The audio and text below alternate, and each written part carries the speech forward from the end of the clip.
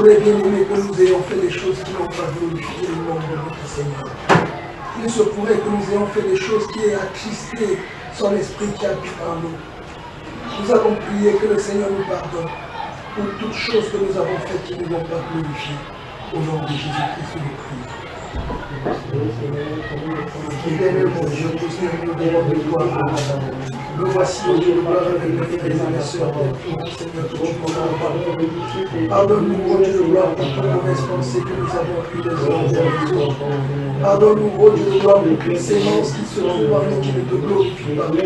Seigneur, la faute estime de soi, Père, nous te supplions de nous pardonner. Tous les germes, au Dieu de gloire, de l'idolâtrie. Seigneur, tous les germes de l'idolâtrie qui puissent se trouver en nous, Seigneur. Nous te supplions de nous pardonner, Seigneur.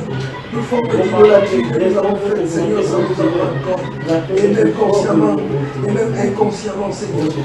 Papa, nous te supplions de nous pardonner. Pardonne-nous, Seigneur, toutes les sémences, ô Dieu de gloire. Seigneur, tout acte, Seigneur, qui ne te glorifie pas. Seigneur, les pensées obscènes, Seigneur, qui viennent inonder notre cœur, nous te supplions. Seigneur, pardonne-nous, ô Dieu de gloire, pour chaque fois que nous avons menti, que nous avons dit des choses qui n'étaient pas justes, dit des choses qui n'étaient pas exactes. Papa, nous te supplions de nous pardonner, Père. Nous te supplions de nous pardonner, ô Dieu de gloire. Toutefois que nous avons forniqué, ô Dieu de gloire, toutefois que nous avons commis un acte d'adultère, en pensée, ô Dieu de gloire, Seigneur, et même en parole, Seigneur, et même en pratique, Seigneur, prosterné au devant de toi. Nous te supplions de nous pardonner, Père. Nous te supplions de nous pardonner, Seigneur Jésus. Père, nous te supplions de nous pardonner chaque fois que nous avons marché en humilité. Seigneur, chaque fois que nous avons eu une haute estime de nous-mêmes. Père, pardonne-nous. Seigneur, pardonne-nous. Nous t'implorons, Seigneur. Par nous-mêmes, ô Dieu de gloire, nous avons essayé, nous n'avons pas pu. Seigneur, nous te supplions de nous pardonner. Seigneur, brise, ô Dieu de gloire, une fois de plus. Seigneur, ces alliances qui nous maintiennent captifs. Seigneur, de ces choses qui ne te glorifient pas. Brise-les au nom de Jésus-Christ de Nazareth. Père, je te supplie au nom de Jésus-Christ. Brise en nous, Seigneur, toutes choses qui ne te glorifient pas. Seigneur, éloigne de nous, Seigneur. Donne-nous de nous éloigner, Seigneur, vers ce qui ne te glorifie. De nous éloigner de ce qui ne te glorifie pas, Seigneur Jésus. Papa, nous te supplions au nom de Jésus. Nous te supplions au nom de Jésus-Christ de Nazareth. Seigneur, vers qui d'autre irons-nous? Tu es notre Père, Seigneur. Papa, ôte de nous toute forme de colère. Papa, la colère qui habite nos cœurs, Seigneur. Enlève-le au nom de Jésus-Christ de Nazareth. Nous te supplions, notre Dieu, notre roi. Papa, enlève-le au nom de Jésus-Christ de Nazareth. Pardonne-nous chaque fois que nous avons calomnié, Seigneur. Pardonne-nous chaque fois que nous avons murmuré contre notre frère, contre notre soeur, ou contre quiconque, Seigneur.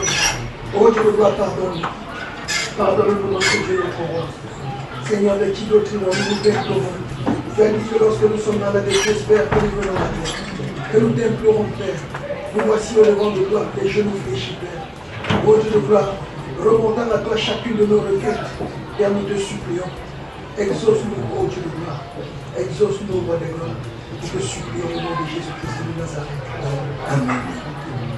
Amen. Nous allons davantage prier, frère. Nous allons prier que le Seigneur nous donne d'être assez patients pour attendre sa volonté. D'être assez patients pour marcher selon les voies, selon la révélation de sa parole, selon la connaissance que nous avons de sa parole au nom de Jésus le Christ.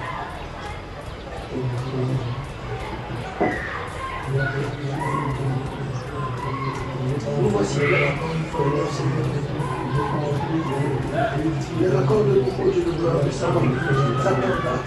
Et de savoir nous attendre à toi, Seigneur Jésus. De savoir nous compter sur toi, Seigneur Jésus. Papa, que seul la volonté de Dieu de gloire puisse se manifester. Et que nous sachions attendre ta volonté, Seigneur. Papa, donne-nous ce cœur patient. Donne-nous ce cœur patient, Seigneur. Qui sait attendre ta volonté. Et qui sait se lever, oh Dieu de gloire, lorsque tu as parlé. Seigneur, qui attend que tu ordonnes et disposes de toutes choses, Seigneur.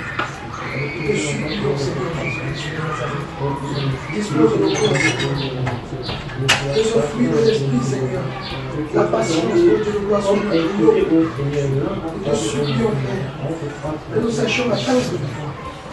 Que nous sachions attendre ta volonté, Seigneur. Et te suivre, Père, au nom de Jésus-Christ de Nazareth. Amen. Amen. Nous allons davantage prier. Que le Seigneur nous donne véritablement de nous taire, de taire nos raisonnements, de taire nos pensées, de nous soumettre à sa parole. Que nous puissions véritablement avoir des cœurs qui fléchissent devant sa parole. Au nom de Jésus, nous prions.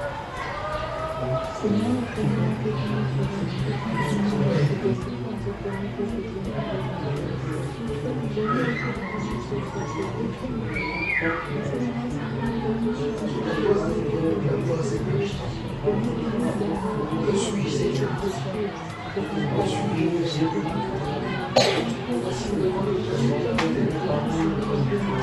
Seigneur, que je ramène toutes mes pensées captives à l'obéissance, Seigneur. Que toutes mes pensées soient captives, Seigneur, à ton obéissance. Seigneur, que mes pensées soient captives à ton obéissance. Seigneur, tu inclines les cœurs des rois, Seigneur, comme un couranteau. Oh Dieu de gloire, nous voici devant toi. Nous voici, voilà toute l'église devant toi, Seigneur. Voici dans l'église devant toi qui t'aime. Seigneur, que tu nous avoir des genoux véritablement fléchis. Que nos cœurs fléchissent, Seigneur, et que nous reconnaissions que tu es Seigneur, Seigneur. Que toute forme de dispersion, ô Dieu, soit ôtée. Seigneur, que nous soyons soumis à ta parole.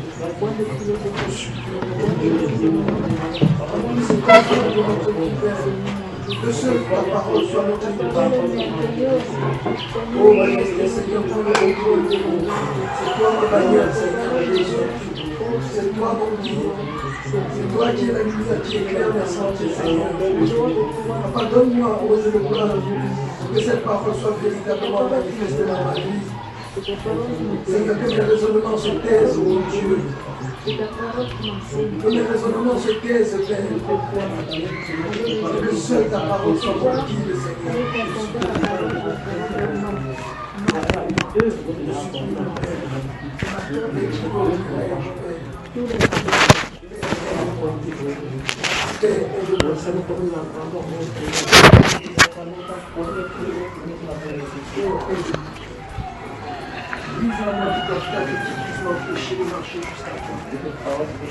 Je te supplie, Seigneur Jésus.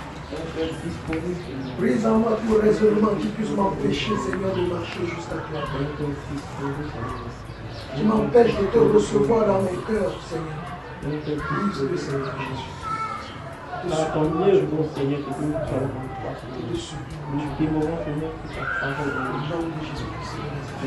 Amen. Que la grâce, la paix, l'amour et la communion de notre Seigneur vous soient multipliés. Veuillez vous asseoir. Que le Seigneur vous bénisse. Saluez-vous autour de vous les uns les autres.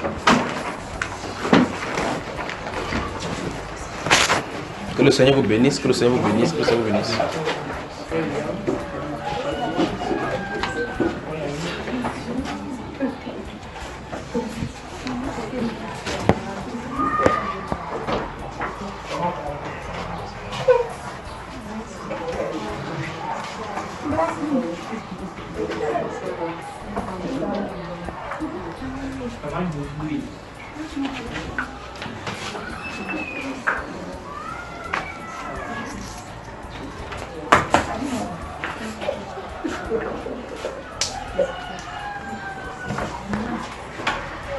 Demandez à votre frère autour de vous comment vous allez. D'accord?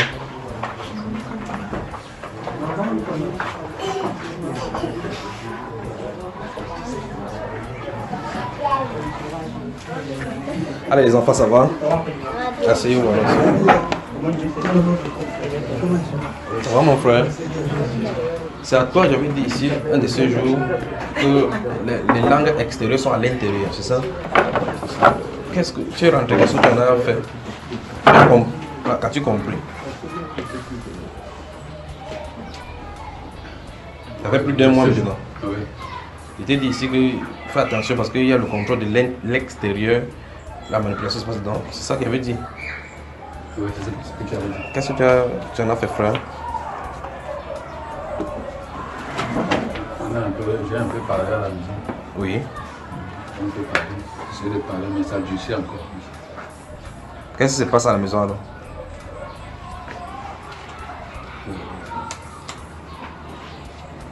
Et donc à la maison, il n'y a pas grand-chose. Tu comprends ce que j'en ai demandé comme question? Oui, souvent tu vois, on dort très mal aussi. On dort très mal. Non, c'est pas de ça dont je parle.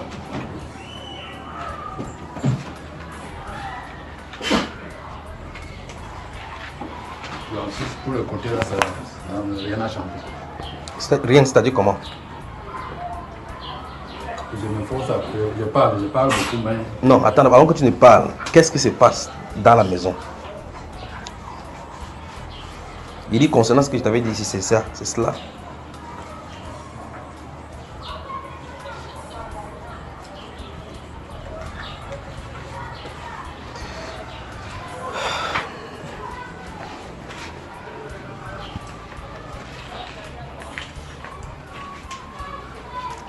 il y a les discussions. Donc on va entamer 40 jours de jeûne. On va prendre 40 jours de jeûne, d'accord? Notez alors.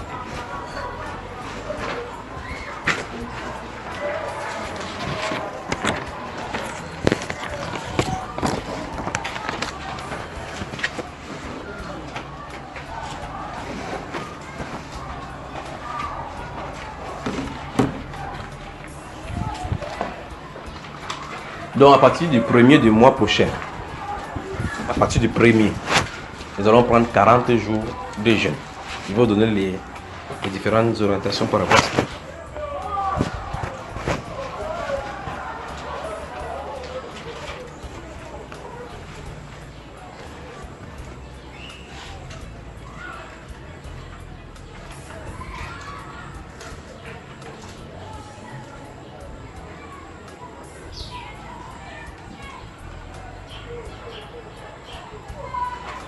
Écoutez très attentivement pour que vous n'ayez plus de questions à poser.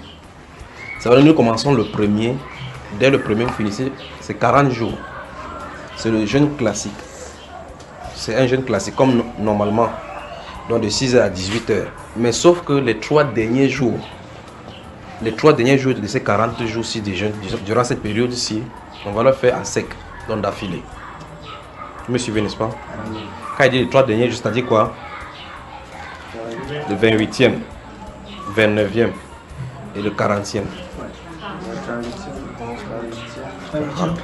Voilà, donc vous me suivez très attentivement. Et vous savez aussi compter. Donc le 38e, 39e et 40e jour sont pris à sec. Durant ces jours-là, écoutez bien maintenant. Écoutez bien la dernière partie-ci pour ne pas vous engager sans comprendre bien la dernière partie. Vous m'entendez, n'est-ce pas? Il dit, écoutez bien, la dernière partie, c'est conditionne votre début de la première partie. Donc la dernière partie, comme on va prendre 3 jours à sec, ça suppose que votre téléphone doit être fermé durant ces 3 jours. Si vous ne voulez pas respecter ces conditions-ci, ne commencez pas. Mon père attend un coup de fil important. Si c'est plus important, laisse le jeûne, tu attends le coup de... Voilà, je crois qu'à cette distance, il n'y aura pas il ne doit pas avoir de questions. Tandis que les 38e jour, 39e et 40e jour, les téléphones doivent être fermés. Seul. Votre seul téléphone, ce sera les saintes écritures. D'accord? Les Bibles. Non. Et mon patron peut m'appeler là-bas. Si ton patron et ton travail est plus important, laissez le jeûne de 40 jours tranquille. Souvenez-vous, je vous avais dit que quand on va finir, on va faire un long jeûne de 3 jours et puis par la suite, il y a quelque chose. Nous y voilà, on commence maintenant. Alors maintenant, durant ces moments-ci, il y a 2 sujets de prière. Pour nous qui sommes au Cameroun, il y a la prière pour le Cameroun, bien évidemment.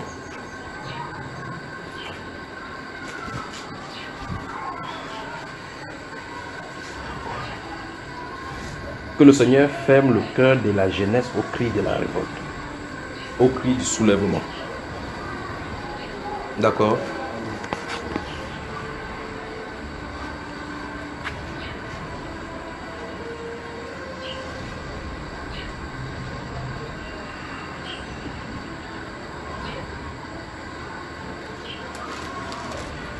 Souvenez-vous, je vous avais dit que les discussions se passent en haut là-bas sur ce qui va se passer ici.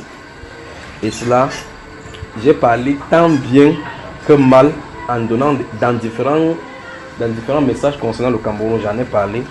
Je vous ai parlé particulièrement d'un message qui arrive, d'une nouvelle qui arrive.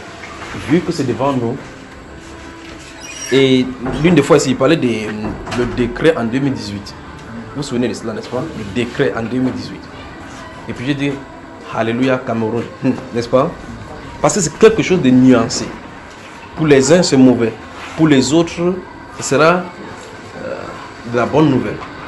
Et puis j'ai dit que après le Conseil constitutionnel, oui, et quoi? Donc la nouvelle arrive. Gardez-vous, jeudi particulièrement. Jeudi, ça c'est un jeudi. La nouvelle. Cette nouvelle-ci.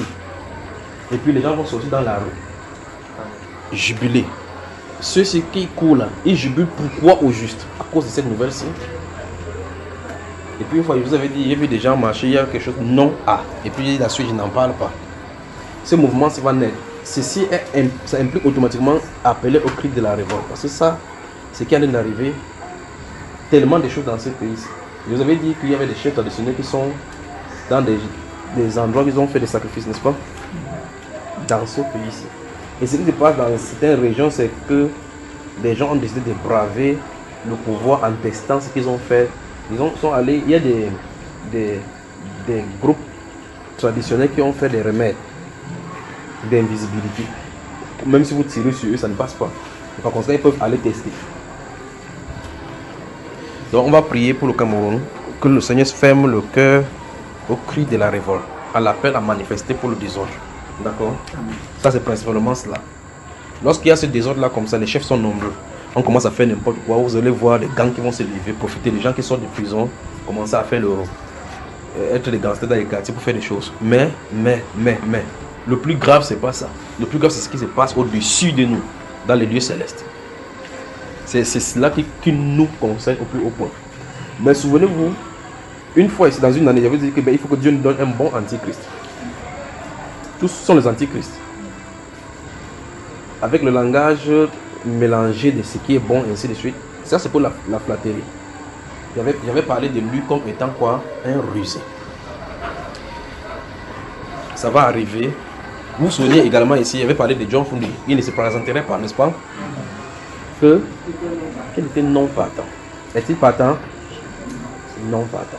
Comme cette voix a dit, oubliez-le. Oubliez-le. Il est partant. Il est partant. Il est non partant. Ainsi, comme il ne partira pas pour cela, c'est son départ. Vous comprenez ce que je dis, n'est-ce pas? Et donc, prenez les enseignements qu'on avait fait en 2013.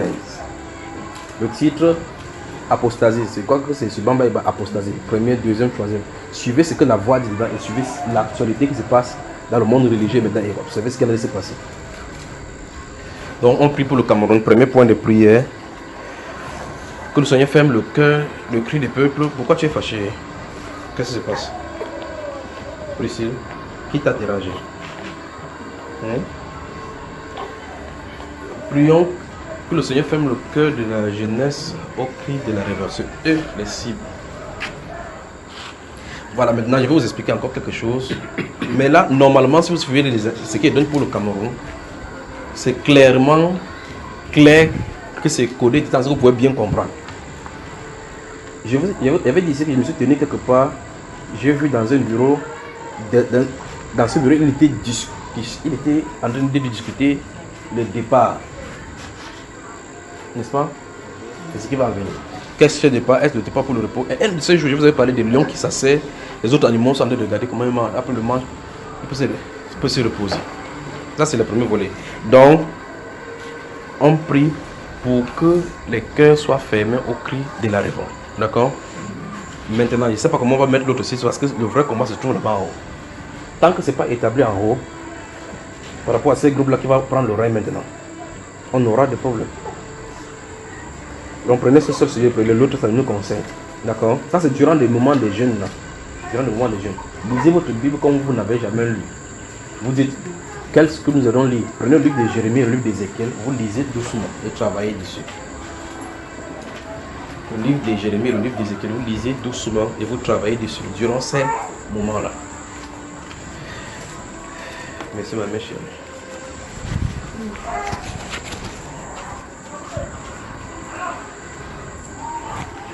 En ce qui vous concerne personnellement maintenant durant ce moment de jeûne, demandez au Seigneur seulement de vous parler personnellement. Que le Seigneur vous parle personnellement. Souvenez-vous de ceci. Quand vous demandez que le Seigneur vous parle personnellement, ne dites pas Seigneur, parle-moi par un frère. Ne dites pas parle-moi par ton serviteur. Ne dites pas parle-moi par le songe. Ne dites pas quand il veut ouvrir la parole, il faut qu'il tombe le verset sur lequel il tombe qui est en noir et blanc. Parce que tous les versets là-bas sont en noir et blanc, sauf les paroles de Jésus dans certaines versions. N'est-ce pas? Si vous risquerez de voir quelque chose qui n'a rien à voir avec ce que vous allez rechercher, vous allez voir que Abimelech fut tué. Et puis le pays régna. Tu vois, qu'est-ce que ça va vous casser la tête des gens que Abimelech fut tué? Qu'est-ce que ça a à voir avec toi? Donc ne faites pas cela. Laissez Dieu être Dieu. Les enfants, ne dérangez pas, d'accord? Ne dérangez pas, d'accord?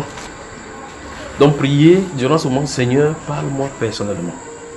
Qu'il vous parle dans quelques domaines qui vous concernent, dans n'importe quelle situation, dans n'importe quelle orientation, qu'il vous parle. Il vous parlera certainement. Il vous parlera certainement. Ça, voilà les 2 points sur votre vie personnelle. Puis le Cameroun. Maintenant, il y a 3 pays sur lesquels il faut qu'on fasse un regard. Ceci, c'est dans votre prière intime avant ces jours-là. Il y a le Bénin, le Togo, puis le Gabon. C'est style ce qui est arrivé en Afrique là, c'est worldwide, c'est comme si c'est un vent qui a de souffler. Qu'est-ce qu'il y a de faire? Les régimes sont en train de changer dans le lieu céleste. Les régimes. Et je vous avais dit ici que le Cameroun ne doit pas être divisé, mais la forme du gouvernement va changer. Ça va changer. Ce style de gouvernement, on aura un style de gouvernement ici. C'est-à-dire, vous allez comprendre souvent l'adage qui dit le Cameroun, ça va être vrai pour ce gouvernement qui est là. Le Cameroun, c'est le Cameroun. Donc le Bénin, le Togo. Je vais revenir avec le Bénin et le Togo. Mais le Gabon, il y a un style de pluie qui va tomber sur le Gabon qui est anormal. Ce style de pluie, ce n'est pas une pluie naturelle, comme on le dit, mais ce sont des puissances démoniaques. Le style de pluie que je suis en train de regarder pour le Gabon, ça va prendre des vies. Parce qu'il y a la mort de quelqu'un il y a quelqu'un qui est un chevronné dans le satanisme qui va quitter la scène. Ça, c'est au Gabon. Il y a quelqu'un qui est bien assis dans le satanisme parce qu'il a initié beaucoup d'enfants, beaucoup de jeunes. Non seulement dans son pays, mais à l'extérieur. Dieu lui a coupé la langue pour qu'il se répande. Il ne s'est pas repenti. Donc, c'est sa fin, là, maintenant, devant. Je crois que quand j'étais au Gabon, j'en ai parlé d'une certaine façon de celui-ci. Il n'est pas totalement 100% gabonais, celui-ci. Alors, donc c'est un chevronné dans le satanisme. Son âme est tirée maintenant. Mais petit se repentir avant sa fin. Donc il y a une pluie anormale. Je parle de cette pluie parce que ça va prendre des vies innocentes. Quelqu'un qui vient faire son satanisme, il initie déjà avant de partir. Le vent vient, ça prend des vies comme ça. Là. Ça va trouver des gens en bordure de la mer. Ça va trouver des gens en train de nager sur la mer, ça va les prendre. Ça va entrer dans des maisons. Ce que cette pluie va occasionner. Ça va prendre des vies. Donc prions pour le Gabon. Puisse le peuple gabonais s'élever aussi dans la prière. Puisse le peuple gabonais s'élever dans la prière. Que Dieu vous bénisse. Que Dieu vous bénisse. Maintenant, souvenez-vous de ceci. Et comprenez bien ce que ça veut dire. Si vous avez déjà vu les courses pour le Mont Cameroun, par exemple, pour le cas d'ici, vous avez remarqué quand la course commence. Vous avez remarqué quand on lance le départ de la course, ou bien que ce soit le cyclisme ou bien n'importe quoi, quand on lance n'importe quelle course, quand les gens sont en vrac, lorsqu'on ouvre la banderole, on dit pam, partez, les gens commencent comme si l'arrivée c'est là. Au fur et à mesure, on cherche les gens fatigués. D'autres personnes arrivent quelque part, ils vivent directement chez eux. D'autres personnes arrivent quelque part, ça sort, Dieu, c'est comment dire que mon pas s'arrête, c'est pas le fait de la course. Vous savez ce que ça veut dire? C'est ça qu'il veut dire. Bonne soirée. Donc, vous avez les instructions pour le jeûne. On peut avancer maintenant. C'est toi, une fois, il avait parlé ici des visions, c'est ça? Depuis là, tu as réfléchi à ce que ça il t'avait dit. Qu'est-ce qui se passe maintenant? Comment?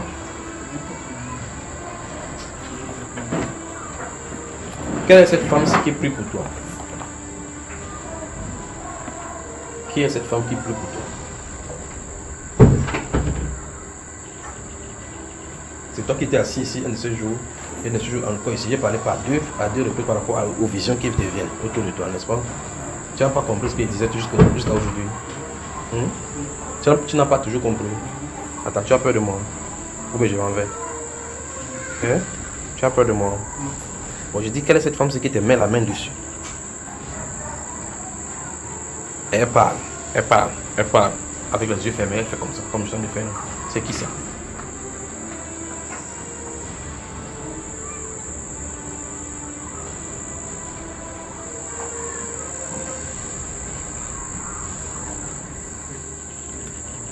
Comment? Oui, il sait qu'il y avait une femme. Dis-moi, il dit quelle est cette femme-ci qui a mis la main sur un des prix? C'est la prière, c'est comme si c'est un endroit où il y a un prix. Et puis elle fait comme ça, elle ferme les yeux, elle fait comme ça, comme je viens de faire. Tu as vu comment il fait mes yeux? En parlant, elle parle. À un moment donné, elle parle fort. C'est qui?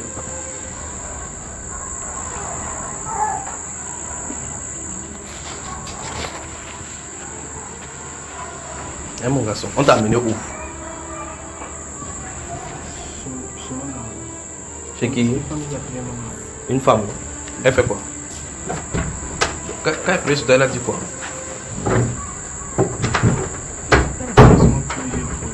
Qu'est-ce qu'elle a dit? Regarde ce que tu as vu ce qu'elle fait. La tête s'est levée comme ça. Et puis ses yeux sont fermés.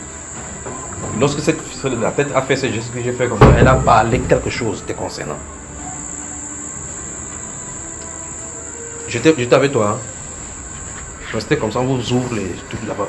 Bon, maintenant on peut commencer. Y a-t-il des questions? Que Dieu vous bénisse. Ça me surprend seulement quand on vient vers vous, on vous dit des choses. Oui, moi, tu voulais parler? Des questions? Si on n'a pas de questions, on entre dans les Saintes Écritures. On voit ce qu'on a. Maman Doumbé, ça va? Bien. Mais la dernière fois, nous avons parlé de quoi? C'était des baptêmes ou de quoi? C'est ça? De délivrance. Il y en aura, d'accord? Il y en aura. S'il n'y a pas de questions, on entre dans les Écritures. On voit un sujet. Puisse le Seigneur préserver ceux qui semblent d'arriver encore. Oui, mon cher.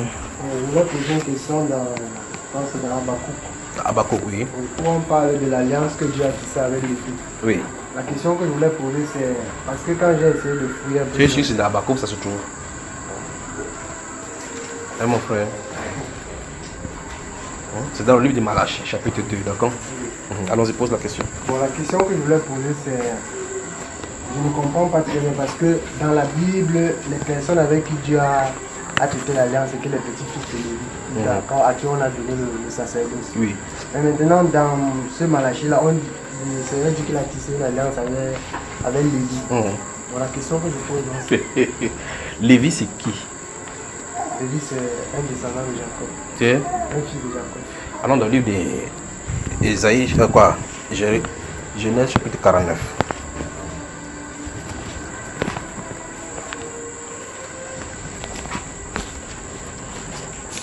Rapidement, comme ça on continue le travail.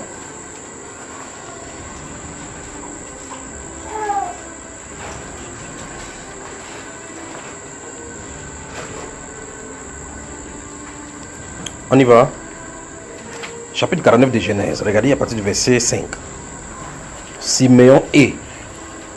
Allons-y. Son frère. Leurs glaives sont des instruments de violence. Que mon âme n'entre point dans leur conciliabule, que mon esprit ne s'unisse point à leur assemblée. Car dans leur colère, ils ont tué des hommes. Et dans leur méchanceté, ils ont coupé les jarrets des taureaux. Verset 7. Dieu dit ici, souvenez-vous, c'est le Saint-Esprit qui vient de parler. Il dit que son âme n'entre point dans leur conciliabule. Et il explique le pourquoi. Il dit que car dans leur colère, ils ont fait quoi? Mais subitement au verset 7, le Saint-Esprit traite directement contre ce qui les dérange. Vous avez cela? Il dit quoi? Il n'a pas dit maudit soit Siméon et Lévi. Il n'a pas dit maudit soit Siméon et Lévi. Il a dit maudit soit leur colère. Il résout le problème que Lévi et Siméon ont. D'accord? Quand elle a résolu le problème, il prophétise. Maudit soit leur colère, car elle est violente. Et leur fureur, car elle est cruelle. Écoutez bien. je les séparerai dans Jacob et je les disperserai dans Israël. Tu as vu cela? Voilà ce que le prophète a dit en Genèse chapitre 49 concernant Lévi. Maintenant, Dieu vient dans l'alliance. Il dit que même moi, je n'ai pas Lévi pour mon héritage. Qu'est-ce que tu as dit? Tu as dit qu'il n'avait pas fait d'alliance avec lui? Non, je dis personnellement avec Lévi. Quand il parle de Lévi, qui t'a dit qu'il parle personnellement avec le père? Ici, elle a parlé de qui? Bon, dans Malachie, on parle de... Non, ici, dans Genèse, quand on vient de lire, là, il parle de qui? On parle de Lévi. Et quand il dit que je les séparerai dans Israël, il parle de qui? Voilà. Et quel est son problème maintenant? Parce que la question que je pose, c'est il dit qu'il a tissé une alliance avec Lévi, qu'il a marché dans la vérité avec lui. Ce peuple-là, c'est lui qu'on a entendu appeler Lévi. Il ne parle pas de cet homme, c'est qu'on appelle Lévi. Parce qu'ici, là, il dit je les disperserai, je les séparerai de Jacob. Alors, de Jacob, plus tard, le même Lévi-là est encore vivant. Alors, dans ce cas, comment il parle de lui dans le futur? Donc, quand il parle de mon alliance dans ce livre de Malachie chapitre 2, il dit que mon alliance avait le thème alliance de paix. Je lui ai donné pour qu'il enseigne au peuple, ainsi de suite. Il était fidèle dans cette alliance-là. Quand il dit cela, il ne parle pas de son père, il parle de Lévi.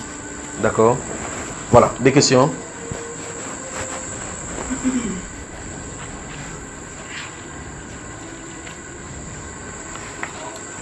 S'il n'y a pas de questions, on commence.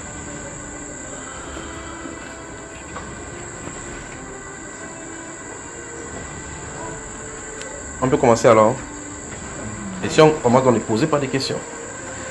Prenez le psaume 68. Merci Père. Merci Père. Le psaume 68.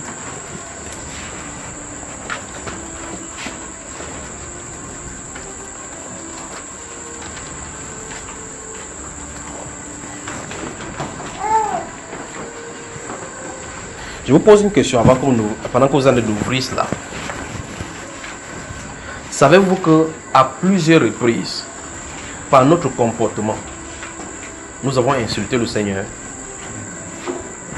Direct, un comportement direct, un insulte direct vis-à-vis de lui. Savez-vous cela? Vous savez que ce n'est pas une... vous n'avez pas besoin de dire à Dieu que je ne veux pas de toi. Pour que ça signifie que vous allez dire à Dieu que vous ne voulez pas de lui. Vous savez ça, n'est-ce pas? Maintenant, je vous pose la question. Qu'est-ce que vous ferez si vous vous levez cette nuit ici pour aller pisser? En traversant la fenêtre, vous voyez quelqu'un avec la tête qui vous regarde avec les yeux rouges. Il vous regarde en faisant avec les canines. Il ne parle pas dans le rêve. Parce que dans le rêve, déjà, on vous inoptise. Il dit physiquement. Ça, cette fois-ci, il dit physiquement. Vous sortez pour aller uriner. Vous traversez le couloir comme ça. Vous voyez un géant là qui n'a pas de pieds ou bien la tête. Il vous regarde avec les yeux rouges comme ça. Vous allez me faire pisser là-bas, non? Hein, frère? Mais vous allez dire que non, c'est quand ça sera sur place qu'il va refuser ce qu'il veut faire. Il pose la question. Normalement, vous ferez quoi? Vous criez que au secours Jésus, n'est-ce pas? C'est ça, frère? Quand vous criez au secours Jésus, maintenant, vous criez même peut-être avec la peur, avec les cheveux qui sont dressés et autres. Quand vous faites ça, vous criez à haute voix. Vous appelez qui? Vous êtes sûr qu'il viendra? Si vous criez avec le yeux, vous allez dire que essaye de prononcer encore ce que tu dis la voix. Tu vas me sentir ici. Vous faites quoi? Il voulait dire, quelle est l'assurance que vous avez que si vous l'appelez, il vient?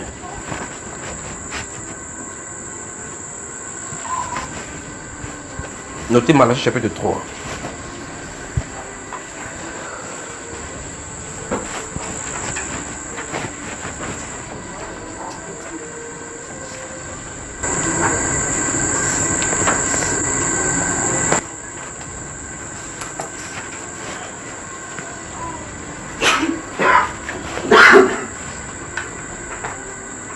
Vous avez noté Psaume 68, n'est-ce pas?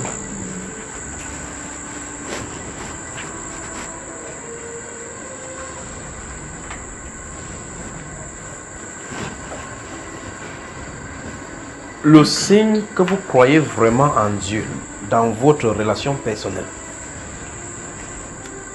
n'est pas dans le moment de calme. Les vrais signes, pour que vous sachiez qu'il est palpable, c'est dans les moments de trouble. C'est dans des moments de trouble. des grandes tribulations, des grandes persécutions, des grands moments de décision cruciales.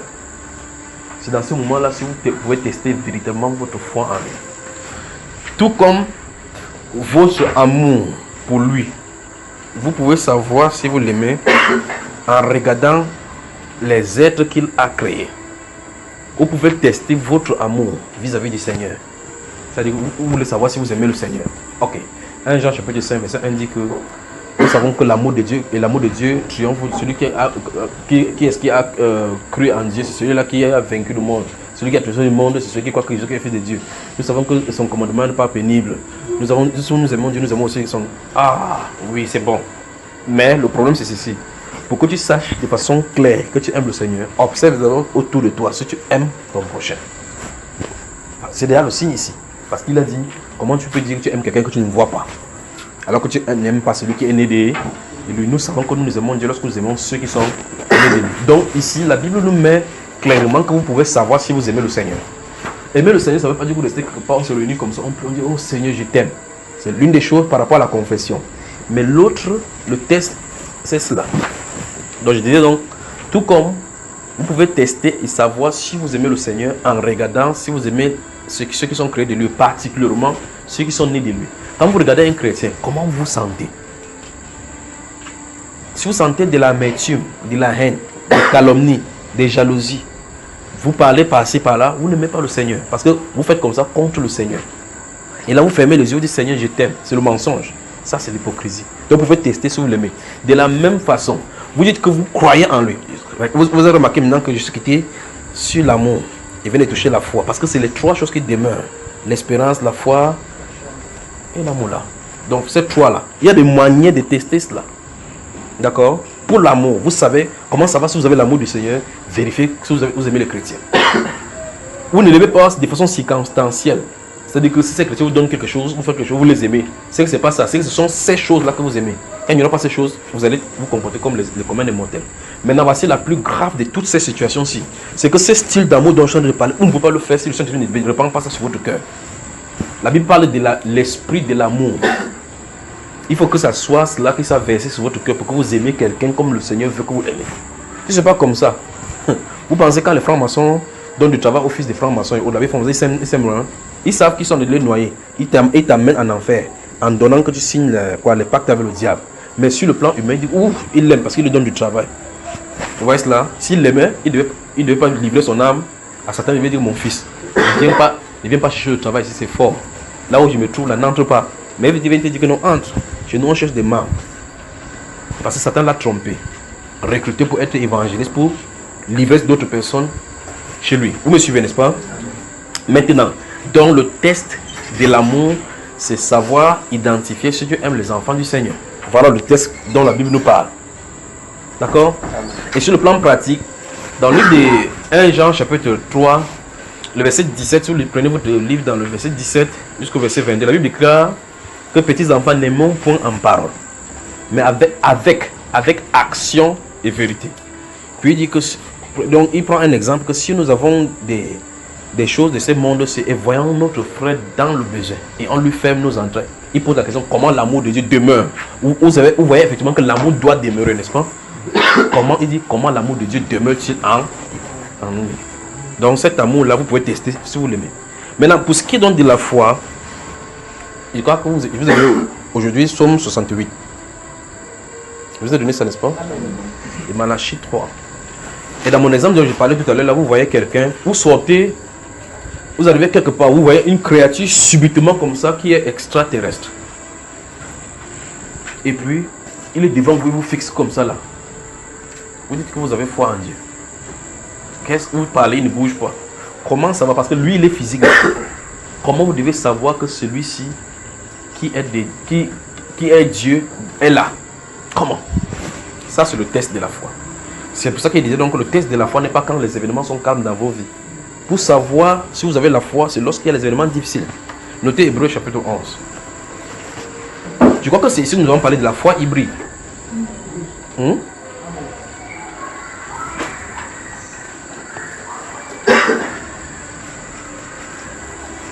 Dans cette 68, notez les versets 20 à 23. Versets 20 à 23. Notez aussi Isaïe 43.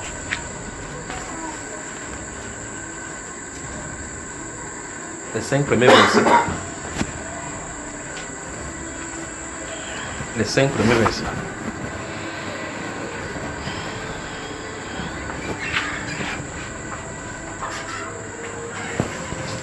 On y va.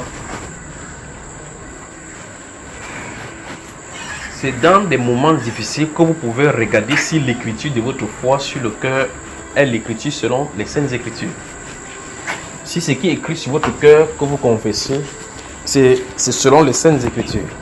Si les événements sont calmes, vous savez, il y a une soeur, un couple que nous avons reçu à la maison. Elle me dit, elle parle avec tout son sérieux. J'ai ri jusqu'à ce que je suis tombé, soulever le pied.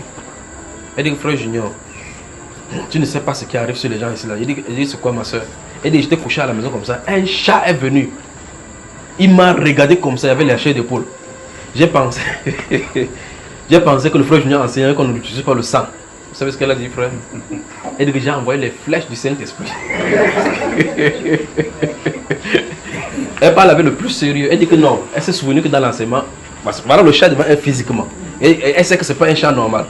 Elle voit le chat, le guette comme ça là, les frissons du parcours, le corps. Elle regarde, elle dit, comment il veut faire? On a déjà dit qu'on n'utilise pas le sang, donc le sang n'est pas disponible. Elle dit maintenant les flèches du Saint-Esprit. Il t'envoie les flèches du Saint-Esprit. Le chat le regarde encore comme ça, il dit, hey, les flèches. Donc elle a quitté du feu à flèche. Maintenant, comme il n'y a pas le sang, il n'y a pas le feu, elle dit que c'est les flèches. Il dit, ma soeur, en ce temps là, les flèches là, tu as vu ça aussi où? Elle a laissé tranquille, il dit, mais ok, quand tu faisais ça, c'était pour faire quoi? Elle dit qu'il fallait quand même l'effrayer. Donc il fallait quand même effrayer le chat. Maintenant, si c'est quelque chose de spirituel, on n'effraie pas les esprits. On doit manifester l'autorité dans le nom de Jésus.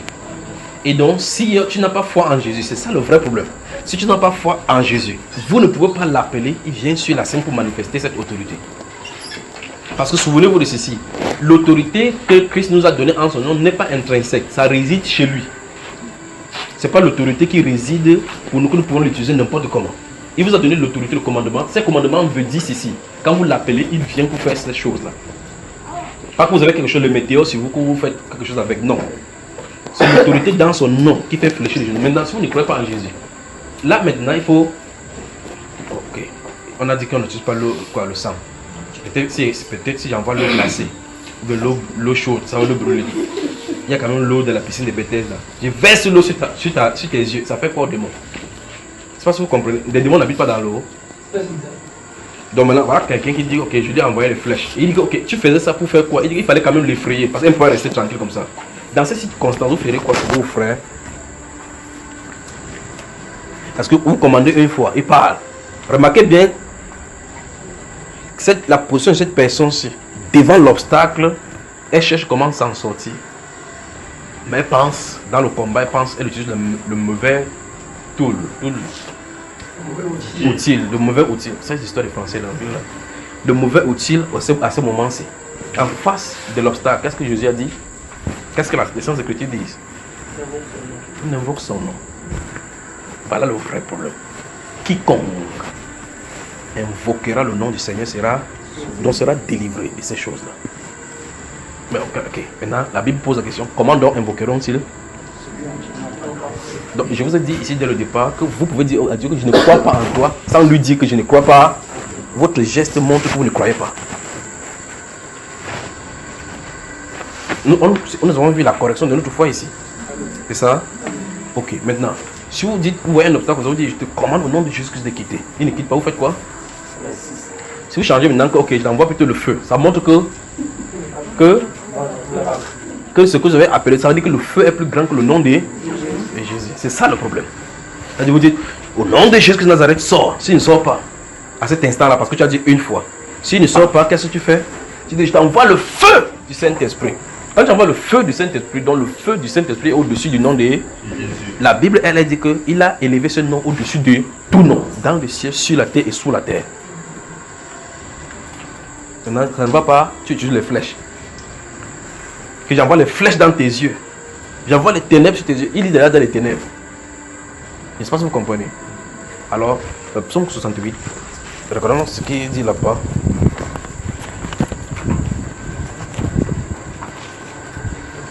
Donc, nous allons voir le sujet, il est là. D'accord, mes soeurs et frères. Il est là, effectivement.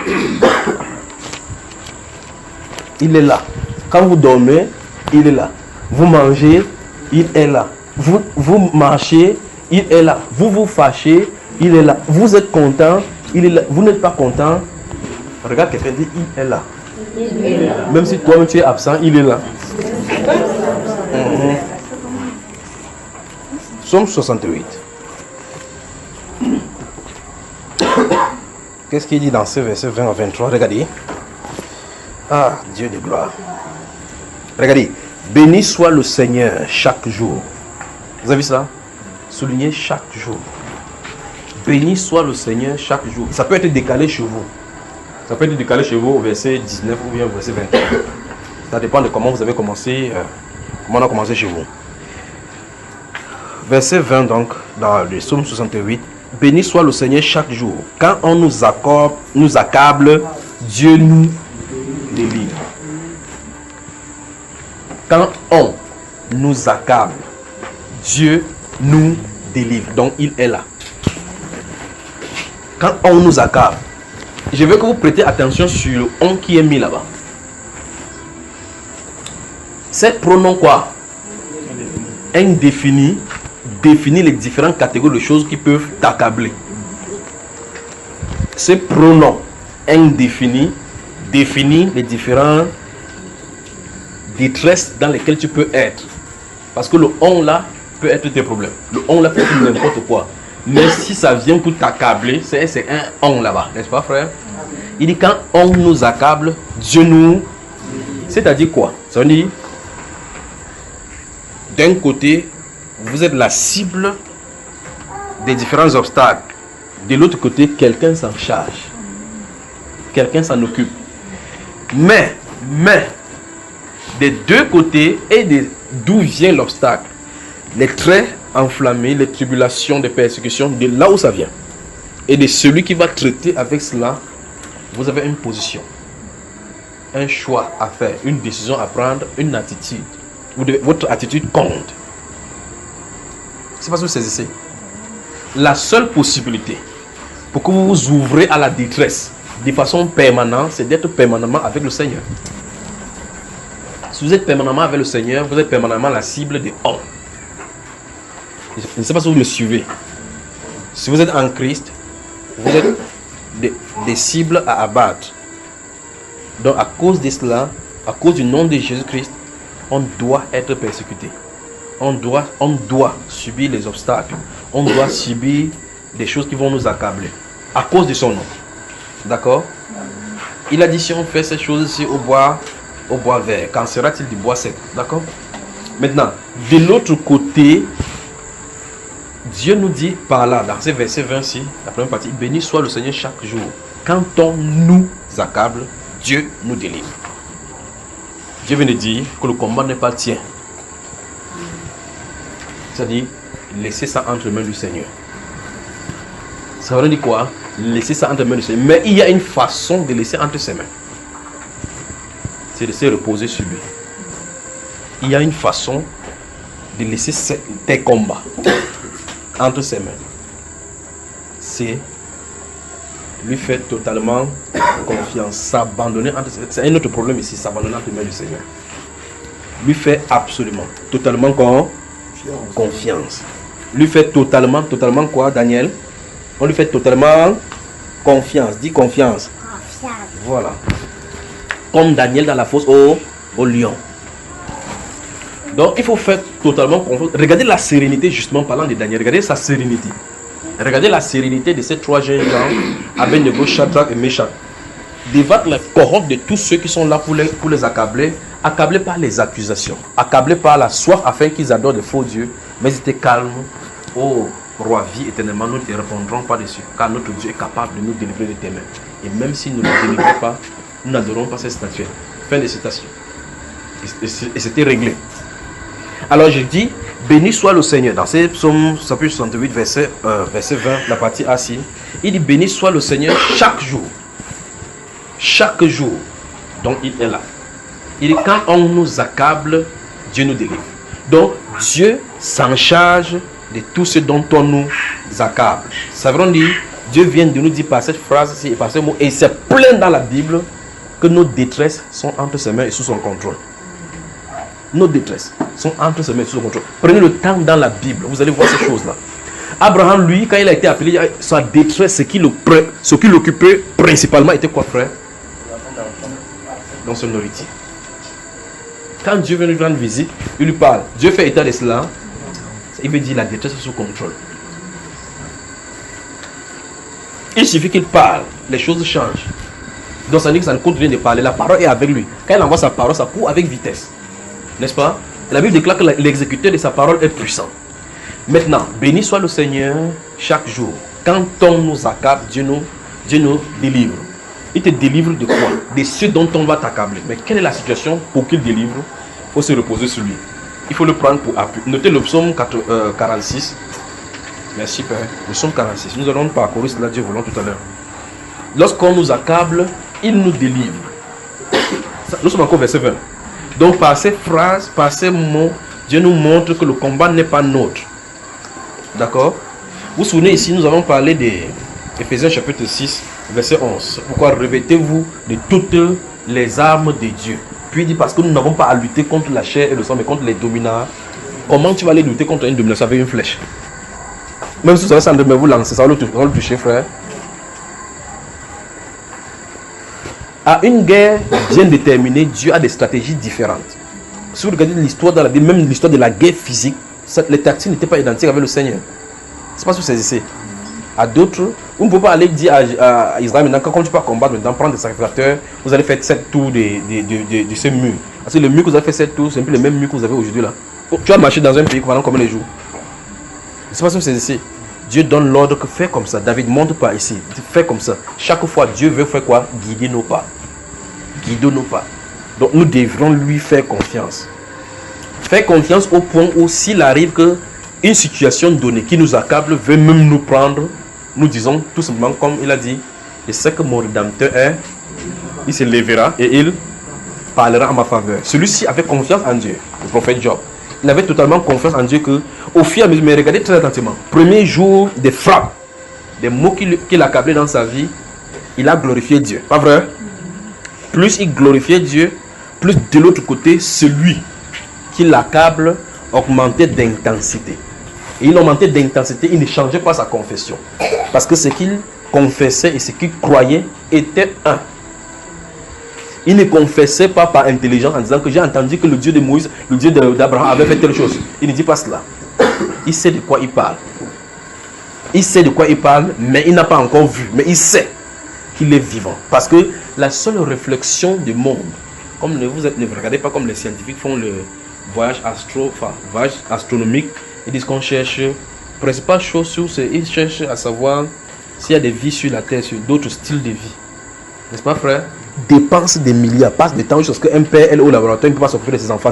Ses cheveux deviennent blancs. Vous les voyez en confiance, ils sont vieux. La question qu'ils sont de chercher, c'est y a-t-il d'autres vies sur la terre? Non, pas sur la terre, ailleurs. Mais la Bible dit oui, ici. Ça dit oui. Il suffit de lire la Bible. Je vous donne le verset maintenant. Vous lisez, ils arrêtent leur recherche scientifique. Maintenant, il faut qu'ils viennent nous demander maintenant que quel style de vie. On le dit encore là où c'est écrit que voici les styles de vie qui sont. Ils envoient les sondes. Et quand on a découvert les exoplanètes. Les exoplanètes dans les galaxies, nous on a la 4 millième exoplanète. Ils vont finir. Maintenant, écoutez ici. Ils vont finir par avoir un message qui sera communiqué par les planètes. Et ce message est désastreux parce que ce message est contenu dans la Bible. Quand ils vont avoir, et souvenez-vous aussi, je ne suis pas sur la terre, donnez-leur l'enregistrement. Quand ils vont finir par avoir un message venant de l'au-delà, le message sera codé au point où ils vont chercher à savoir que veut dire le message. Le message, ça veut dire tout simplement ceci. Préparez-vous à la destruction. C'est le message qu'ils vont recevoir. Quand ils vont savoir que ceux-là habitent, ils vont leur envoyer le message de destruction, mais codé en leur langage. Donc le principal but maintenant sur la terre, ce sera de comment on va faire, qu'est-ce qu'on vous l'a dit. Mais surtout quand ils vont décoder et comprendre ça, la ruine viendra. Dans ces 168 que nous sommes dans le c'est écrit là-bas, les êtres qui habitent là-bas. Vous voulez voir, frère? Mais vous avez les amis scientifiques comme le papa Tangi. Vous savez qu'il y a les exochimistes, les exosciences, c'est-à-dire qui étudient des autres sciences, les sciences des autres planètes. Ils n'ont pas encore fini la science ici. Ils n'ont pas encore fini la chimie, c'est la chimie planétaire, interplanétaire. Continuez toujours comme ça. Dieu a émis les choses ici dedans. Il nous a donné une petite terre.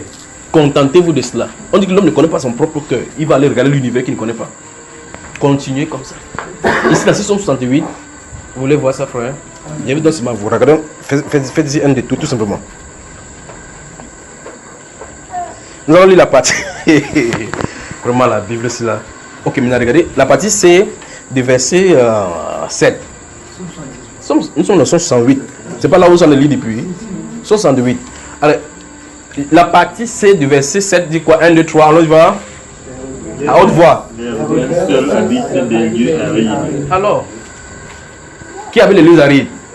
Donc, tous les lieux qui sont arides, qui y habitent. Maintenant, quand ils vont venir, maintenant que les rebelles, c'est qui? On va leur expliquer qui sont ces rebelles. Fin de citation. C'est écrit dans les Saintes Écritures. Donc, ils continuent à chercher. Voilà. Revenons à notre sujet. Si vous faites confiance au Seigneur, vous allez lire sa Bible et comprendre son langage à lui. Donc, si vous voyez un scientifique dit qu'on cherche les espaces de vie, ne vous fatiguez pas. Les millions et des milliards qui dépensent sur les appareils, sur les navettes spatiales là-bas, ça pourrait finir pour pouvoir éradiquer la maladie dans certains coins, développer des routes. Mais ils pensent dépenser 5 milliards de dollars, 8 milliards dans Ariane 5. Apollon 4, qu'est-ce qu'est la mission? On a vu une espèce de truc là-bas, c'est comme si c'était une vie. On n'en a pas besoin. Regardez la sonde spatiale. Vous avez voyagé, vous avez dépensé combien? Tout à l'heure, on a dépensé combien pour regarder?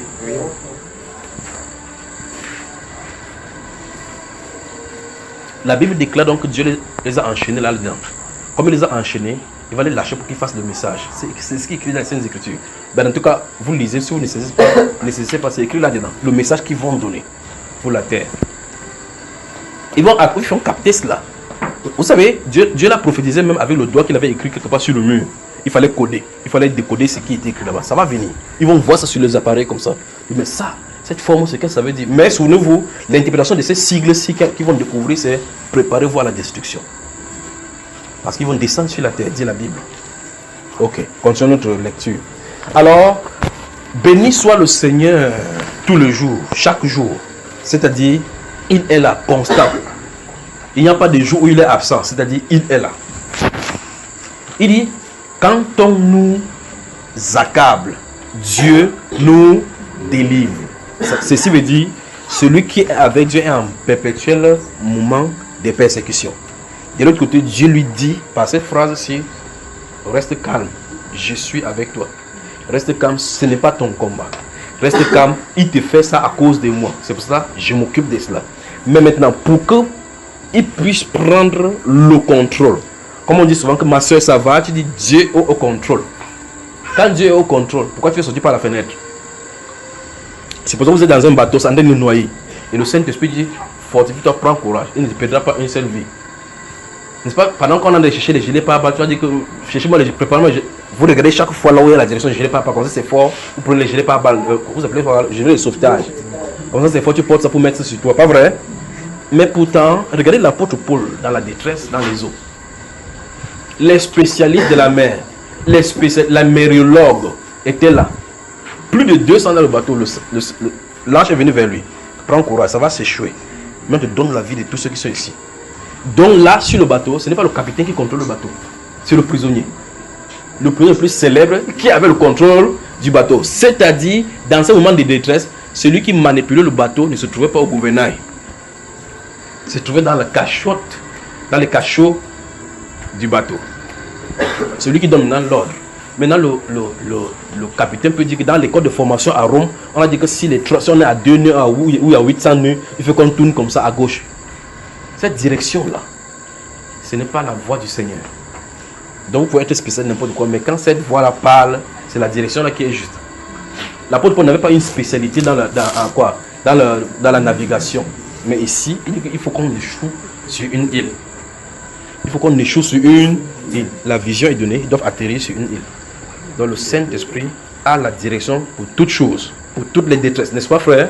Quand on nous accable, il nous délivre. Donc Dieu nous délivre. Mais il y a une chose, nous devons lui faire confiance. quelle était l'attitude de l'apôtre Paul lorsque ce moment s'est passé? Alors que ces typhons-là fondaient et frappaient sur le bateau. Les vagues entre eux, les gens. Il dit que prenez courage, prenez de la nourriture, mangez. Donc, ça dit que quand les vagues sont en train de parler, il a consoler les gens. Pourtant, ils sont dans le bateau. C'est sûr qu'un cousin dit que reste là, peut-être tu es dans le noyer, tu veux seulement que l'eau nous amène ici. Tu es spécialiste de la natation, tu es Michael Phelps. Tu peux entrer dans l'eau, là, commencer à nager. Dans ces moments-là, qu'est-ce qu'il faut faire? Pourquoi? Parce que Dieu avait dit dans Isaïe chapitre 43, que vous avez noté, que si vous traversez les eaux, il sera avec toi. Ça ne peut pas te submerger. N'a-t-il pas traversé finalement? Donc il a traversé les eaux. Les eaux ont fait le bruit. Mais ça ne l'a pas submergé. Parce que celui avec qui il servait, il lui faisait totalement confiance. N'est-ce pas, frère? Il a dit à Abednego, à Shadrach, Meshach, quand le Saint-Esprit a soufflé dans leur cœur que tenez courage, prenez courage, je vais montrer ma gloire devant cette puissance. Alors ils sont tenus là. Ils ont dit, on ne doit pas adorer. On les a lancés dans le feu, nos frères. N'est-il pas entré dans le feu les chercher? Parce que là, c'est même Isaïe, il a dit que même si on vous met dans le feu, ça ne peut pas te brûler. Mais, ce même feu, les gens même qui partaient les jeter sont morts, n'est-ce pas, frère? C'est quel style de feu? Comment est devenu leur corps? Ce n'est pas leur corps qui a été éprouvé, c'est leur foi. C'est leur foi qui a été éprouvée. C'est leur foi qui a été éprouvée et non leur corps. Parce que si c'est pour le feu brûle n'importe quoi qui entre dans la matière.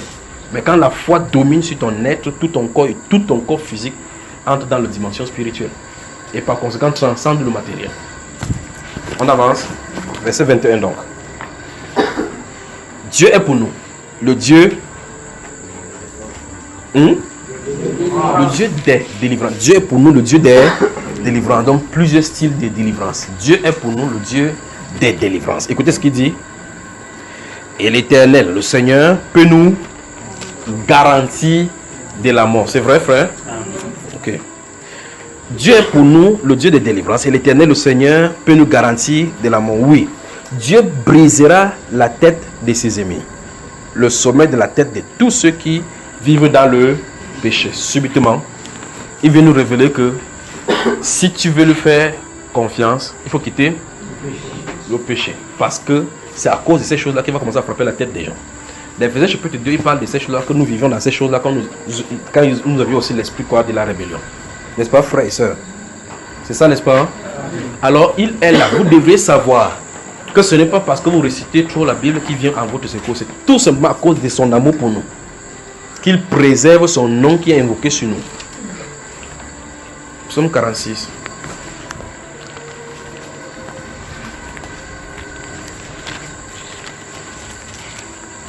Regardez-le dans votre vie chaque jour, vous saurez qu'il est là. Regardez-le, le psaume 46.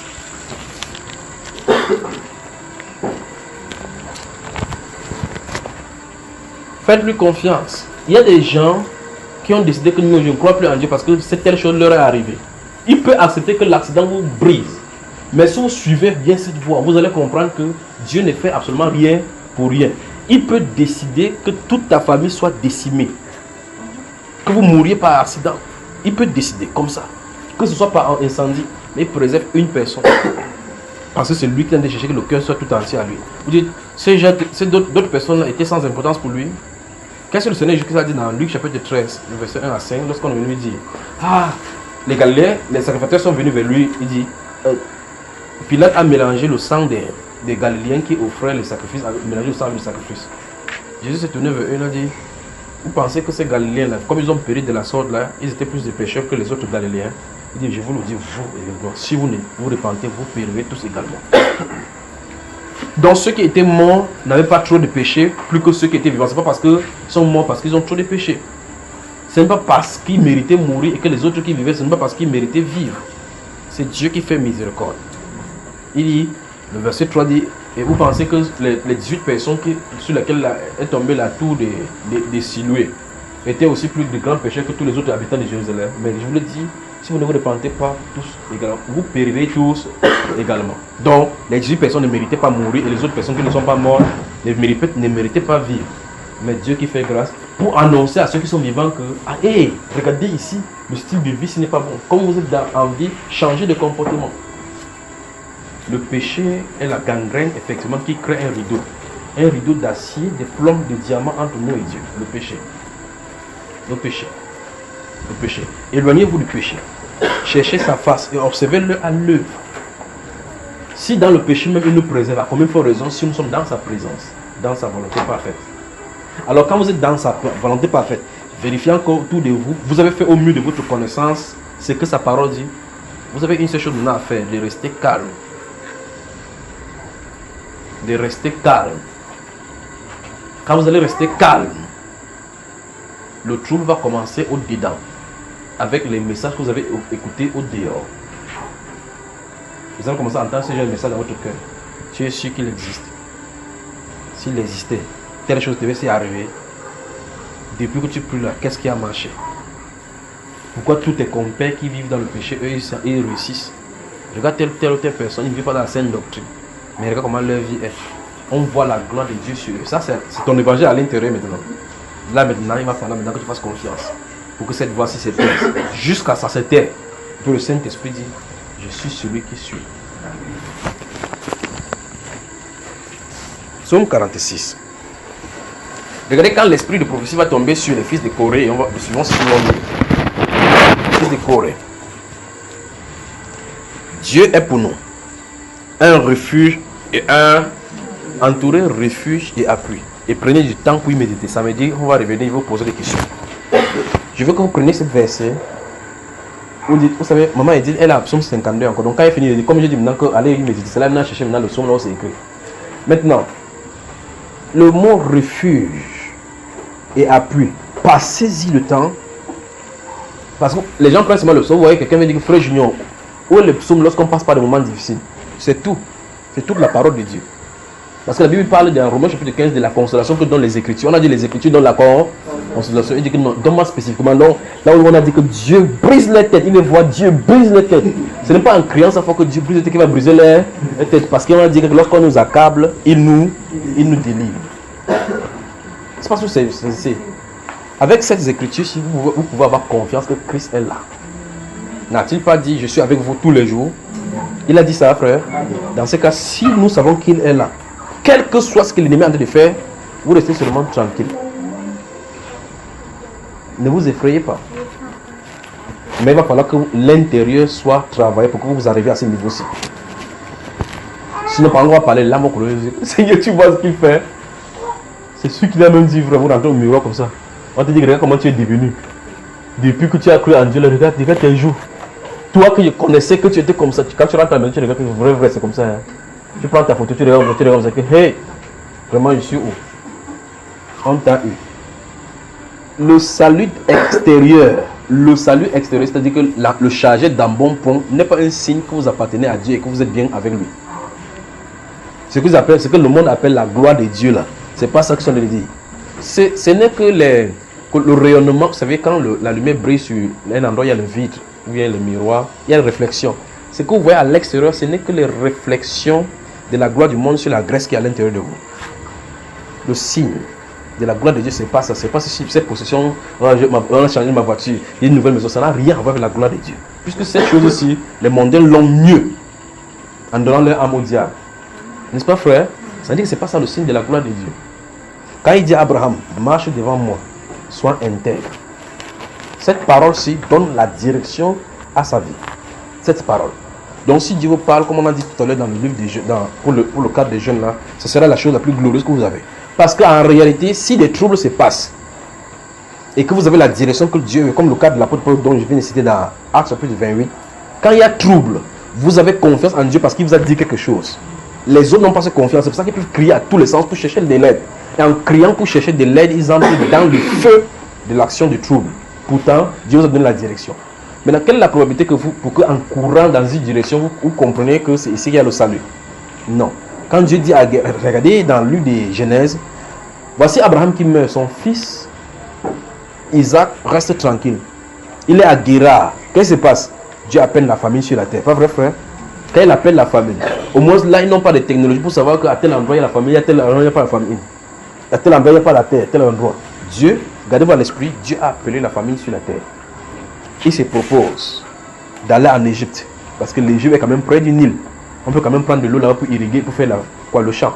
Pas vrai? Ça, c'est la science. Ça, c'est la richesse scientifique. Parce que dans telle ou telle zone, il n'y a pas l'eau. Là, les endroits sont secs. Alors quand c'est sec, on ne peut pas avoir l'eau. Donc normalement, il faut aller en Égypte parce que c'est en bordure de l'eau. On peut prendre l'eau. Pas vrai? On peut faire la canalisation pour envoyer l'eau dans les champs. Alors en Égypte, le Saint-Esprit dit non. Ne va pas en Égypte. C'est ici que je vais te... Vous voyez que ça donne la direction. Vous voyez que ça donne la direction, frère? C'est si elle donne la direction parce que Dieu a parlé. Ça veut dire que même si elle est famine n'importe où, la famine de... Quoi? Isaac vit au milieu de la famine, mais sa famine n'est pas identique. Parce que sa famine a une direction. Dieu le nourrit.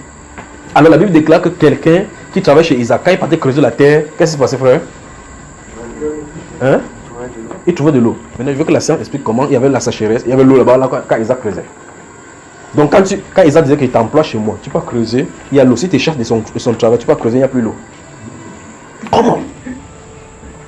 D'où venait cette eau là quand tu sors comme ça pour aller travailler, pour aller creuser, Dieu dit que celui-ci travaille où là? Chez Isaac, mon serviteur. À cause de lui, quand tu mets, tiens, l'eau sort. Tu as des problèmes avec ton patron demain. Il dit que je travaille chez Isaac. Tu dis que je sais creuser, il y a l'eau. Dès que tu sors, tu creuses, il n'y a plus l'eau. Vous avez dit qu'Isaac est sorcier. Ce n'est pas la sorcellerie. Il écoute la voix et la direction que donne cette voix. Maintenant, si avec la science, comment Dieu peut faire au monde pour que de l'eau sorte? Alors, qu'est-ce qu'il dit ici encore? Dieu est pour nous un refuge et un appui. Donc, je veux que vous preniez ces deux mots, refuge et appui. Puis méditez véritablement, profondément, sur ces deux passages-là par rapport à votre vie de foi. Vous dites, on a dit ici, Dieu est pour nous. Mettez-nous là avec toi-même. Dieu est pour moi un refuge. Est-ce que véritablement, bon, si je donne des exemples, vous allez commencer à comprendre la vision. Donc, vérifiez dans votre méditation si Dieu que vous invoquez est véritablement un refuge pour vous et un appui. Et selon vous samedi, plaise au Seigneur, nous allons en parler ici. Verset, le volet 3 dit un secours qui ne manque jamais dans la détresse. Souligner secours et puis on va y méditer. Donc il y a refuge, appui et secours. D'accord? Donc ici on dit trois choses dont il est. Qu'il est un refuge, il est un appui et il est un secours. Et on dit ici dans ce dernier volet, on dit que ce secours-ci ne manque quoi? Jamais. À quel moment? Dans la détresse. Ça veut dire quoi? On peut lui faire entièrement confiance. C'est-à-dire qu'il est là. Il est là. Vous me suivez, frère? Verset 3. C'est pourquoi, connaissant que 1, refuge est rempli. 2, appui est rempli.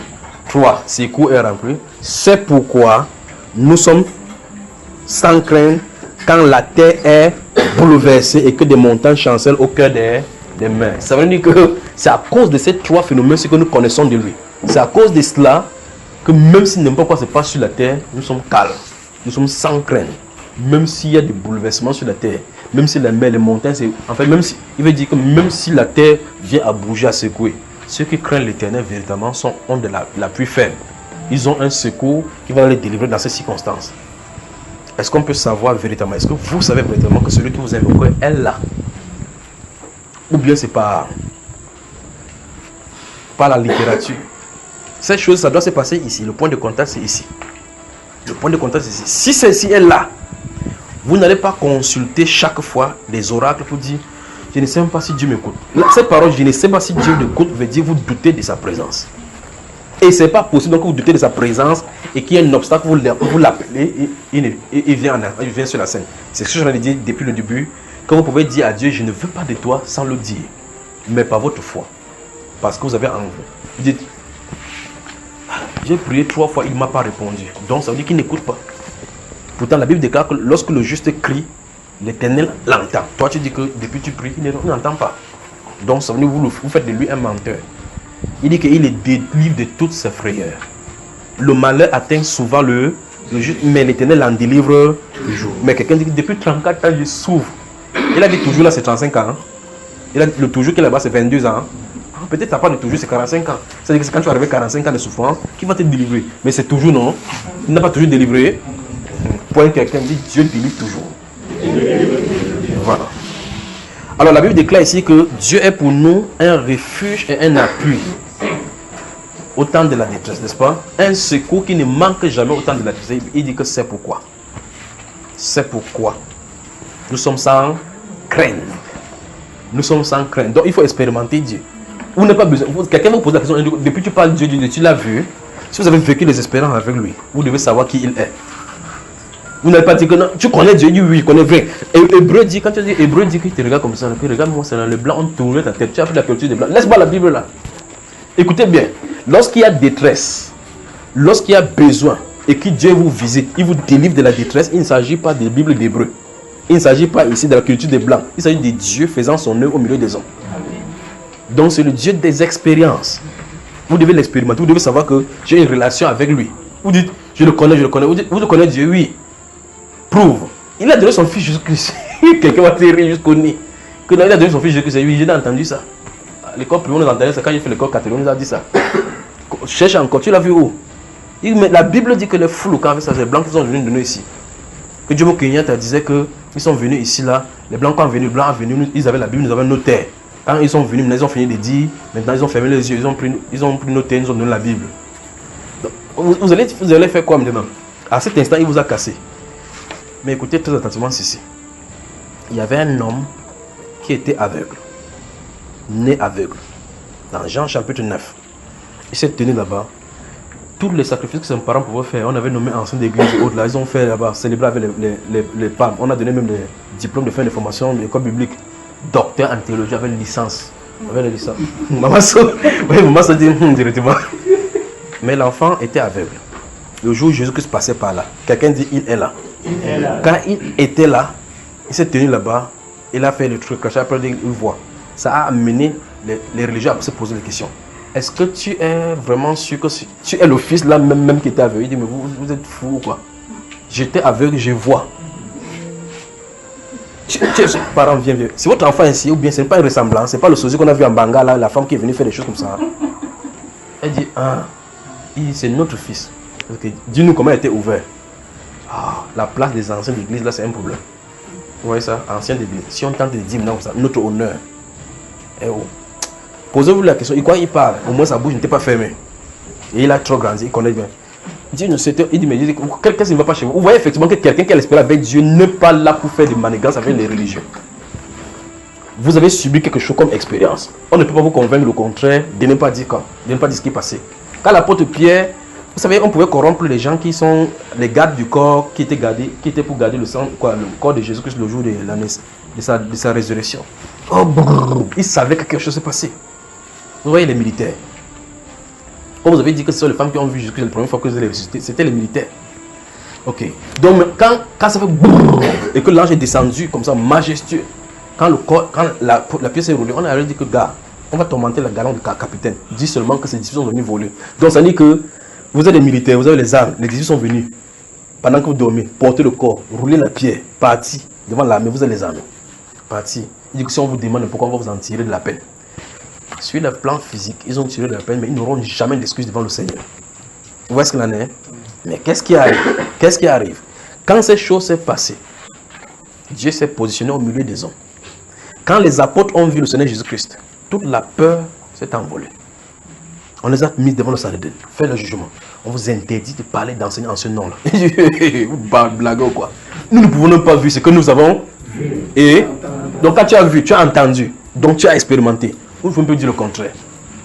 Alors, quand ils ont vu Jésus-Christ mort, vu déposé à la tombe, après être à la croix, vu ressusciter, manger avec lui, le voir traverser le mur, c'est ta chicotte là qui va lui faire quoi? Ta chicotte là va encore faire quoi? Quand on tape, la Bible déclare, explique qu'ils ne sont pas fâchés en envoyant le feu et les flèches. Ils sont rentrés, étant fiers d'être jugés, dignes d'être outragés pour le nom du Seigneur. Pourquoi? Leur confiance maintenant était déterminée. Et quelqu'un qui a confiance en Dieu, lorsqu'il a l'expérience avec le Seigneur, cette expérience-là, n'importe quel obstacle que vous voyez, ça le pousse davantage à Dieu. Donc faisons attention. Vous n'avez pas besoin de dire à Dieu, Seigneur, je ne veux plus de toi, de votre bouche comme ça. Votre action montre où vous vous en trouvez. Quand vous êtes dans la détresse, la Bible déclare, dans la détresse, j'ai invoqué le Seigneur. Dans votre détresse, vous faites quoi? Vous cherchez le bras de chair. Quand vous cherchez le bras de chair, vous dites que Dieu n'est pas... Donc, Dieu, il y a même quelqu'un qui m'a même dit physiquement, c'est que j'aime Dieu, mais c'est qu'il tarde trop. Que Dieu tarde trop. On invite depuis 25 ans, après il me dit, Comme c'est à moi qu'il a dit. L'autre était venu me voir. Frère Junior avait dit, viens. Il dit, ok, je viens, c'est quoi? Il dit que je sais ce que tu veux me dire. Je veux divorcer, décider de divorcer. Il dit, mais dans ce cas, tu veux me consulter encore? Pourquoi? Il dit, parce que je sais déjà ce que tu vas dire. Il dit, mais vas-y, divorce. Elle me dit clairement, il dit, je suis assis là en 7, que même si c'est Dieu lui-même qui descend sur son trône, tu as besoin de descendre sur son trône pour prononcer ton jugement. Que même si c'est Dieu qui descend sur son trône, je n'accepte pas ce qu'il dit. Il dit, mais si c'est Dieu qui descend sur son trône, il parle, tu n'entends pas. Moi qui vais parler, tu vas entendre quoi? Quand il a fini, je suis sorti du sujet, parler autre chose. Je suis allé l'accompagner, il est parti pour dire que c'est entre tes mains. Voilà les gens. Après le message, il dit que Père, pardonne nos manquements et nos voies des égarements. Toutes ces récitations-ci ne serviront plus à rien. Vous êtes coupé de la source. Souvenez-vous de ceci, coupé. Il y a des lignes rouges qu'il ne faut pas franchir. Des lignes rouges qu'il ne faut pas franchir. Souvenez-vous comment le roi s'est prononcé ce jour-là dans le temps. Il avait une belle construction comme ça là. Voilà toutes ces gloires, n'est-ce pas moi qui l'ai fait?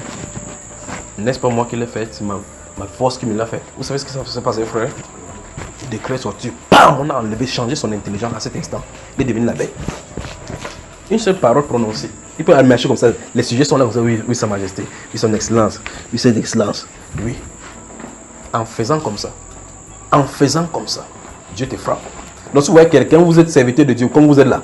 Vous êtes serviteur de quelqu'un qui vous dit, oh, quand tu prêchais l'autre jour, je crois que c'est Dieu qui parlait devant moi.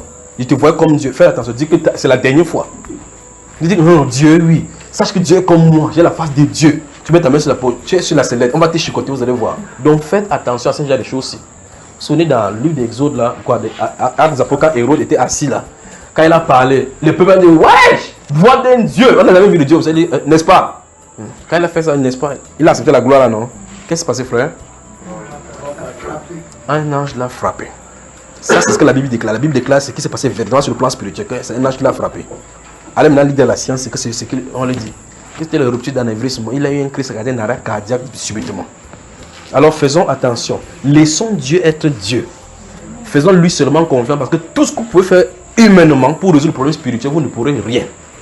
Si vous êtes là humainement à essayer de faire comme si vous pouvez résoudre les problèmes d'ordre spirituel, c'est exactement comme si vous pouvez pousser un immeuble comme ça pour que ça déplace de votre terrain. Vous n'arriverez jamais. Vous n'arriverez pas. Qu'est-ce qu'il faut faire? Il faut laisser tout entre les mains du Seigneur.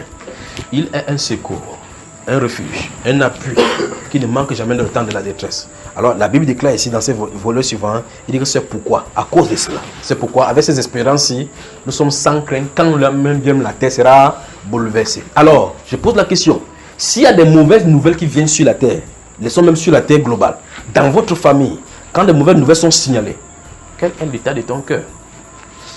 Le mauvais nouvelle peut sortir de n'importe où. Ça peut sortir de n'importe où. Prie pour les parents cette fois-ci, les parents. Maintenant, qu'est-ce qui se passe? Quand les mauvaises nouvelles viennent, comme les vagues de la mer, vous pouvez tenir, si c'est les mauvaises nouvelles qui viennent au fur et à mesure. L'amour. Frère Junior, chasse l'esprit de mort dans notre famille. Comme ça part dans l'autre famille de quelqu'un, n'est-ce pas?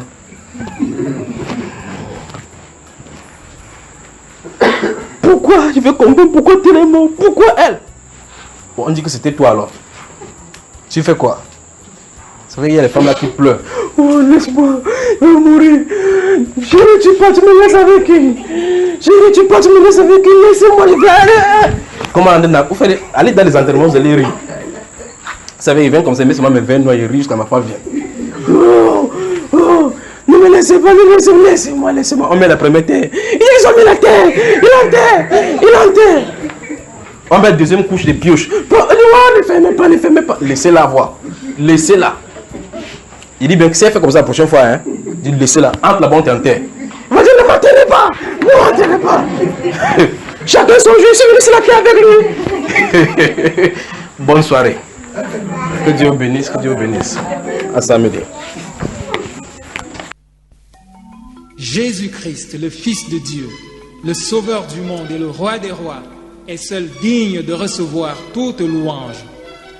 Lui qui est devenu notre Sauveur personnel a promis de ne pas nous laisser seuls. Selon qu'il est écrit, « Voici, je suis avec vous tous les jours jusqu'à la fin du monde. » Matthieu chapitre 28, verset 20. Oui, il est là, en nous, avec nous, parmi nous, autour de nous, partageant et contrôlant nos vies. Nous croyons sa parole et nous nous réjouissons de sa merveilleuse compagnie.